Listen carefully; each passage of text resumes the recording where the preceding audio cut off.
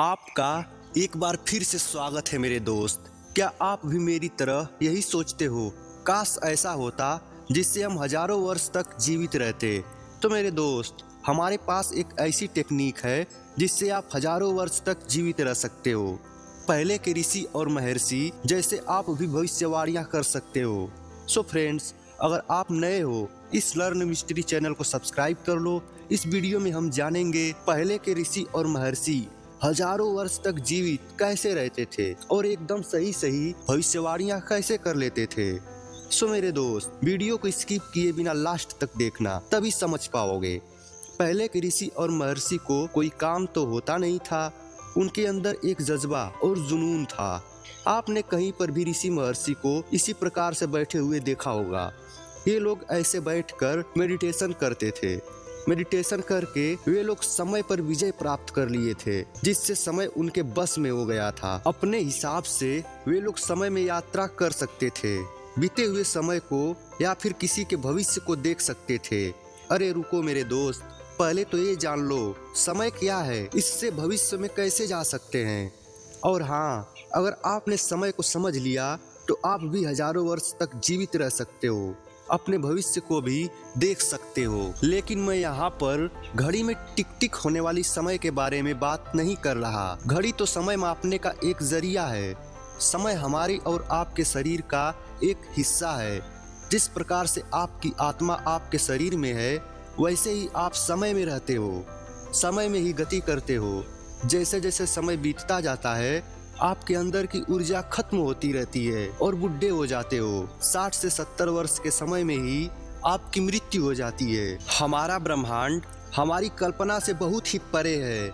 इसमें अरबों आकाशगंगा, तारे, सूरज के साथ साथ पृथ्वी पर 8 करोड़ इंसान रहते हैं। ये सब नियम के आधार पर चलते हैं। किसी चीज का जन्म हुआ है तो उसका अंत जरूर होगा, लेकिन सबका समय निश्चित है।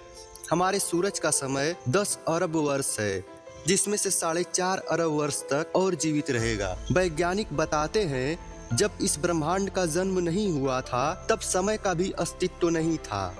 जिस समय बिग बैंग हुआ, तभी समय का भी जन्म हुआ। उसके बाद पदार्थ बने। किसी वस्तु की उम्र उसके ऊर्जा पर निर्भर होती है। जिसमें जितनी ऊर्जा होगी, वह वस्तु उतनी दिन तक ही जीवित रहेगी। समय के बीतने से उसकी ऊर्जा खत्म होती रहती है। इसका मतलब इस पूरे ब्रह्मांड में समय नाम का कोई चीज है जिसमें हम गति कर रहे हैं। मतलब कि वर्तमान से भविष्य की तरफ बढ़ रहे हैं। मैंने आपको जितनी बात बताई, सब में एक बात कॉमन है। समय एक दिशा में चल रहा है। समय के चलने से ही आपके अंदर की ऊर्जा खत्म हो रही है और आप बुढ़े होते चले जा रहे हैं। मेरे दोस्त, कल्पना करो, अगर समय धीरे धीरे चलने लगे तो हमारे शरीर की ऊर्जा भी धीरे धीरे खत्म होगी। अगर ऊर्जा धीमी गति से खत्म होगी तो हमारी शरीर भी धीमी गति से बुढ़ी होगी। चलो मान लेते हैं यदि समय चले ही नहीं, मतलब समय एकदम से रुक जाए, हमारी शरीर की ऊर्जा भी खत्म नहीं होगी। अगर हमारी शरीर की ऊर्जा नहीं खत्म होगी तो हम बुढ़े भी नहीं होंगे। मेरे दोस्त, अगर समय एक जगह पर रुक जाए तो हर एक वस्तु ज्यों का त्यों रुक जाएगी। अगर आपको ज्यादा दिनों तक जिंदा रहना है तो अपने समय को धीमा करना होगा। पहले के जो ऋषि महर्षि थे, वे लोग मेडिटेशन करके अपने समय को धीमा कर लिए थे, जिससे वे लोग हजारों वर्षों तक जीवित रहे। अगर आप समय को कंट्रोल करना सीख गए तो समय के हिसाब से भविष्य को भी देख सकते हैं। लेकिन वीडियो की शुरुआत में मैंने बताया था, आप भी ऐसा कर सकते हो। लेकिन कैसे?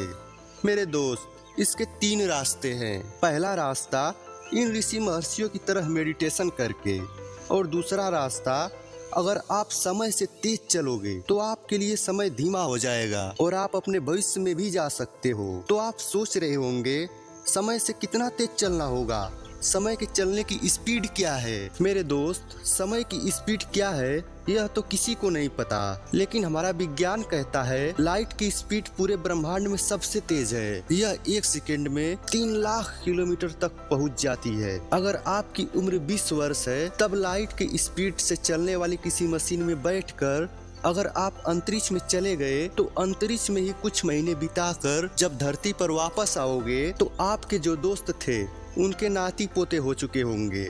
मतलब कि आप लाइट की स्पीड से अंतरिक्ष में कुछ महीने घूमकर आओगे तो पृथ्वी पर 100 से 150 वर्ष बीत चुके होंगे। लेकिन मेरे दोस्त, हम लोगों ने आज तक कोई ऐसी मशीन नहीं बना पाए हैं जो लाइट की स्पीड से चलती हो। लेकिन उदास न हो मेरे दोस्त, हमारे वैज्ञानिक एक टाइम मशीन की खोज में लगे हुए हैं जिससे हम भविष्य में यात्रा कर सके। तब तक मेरे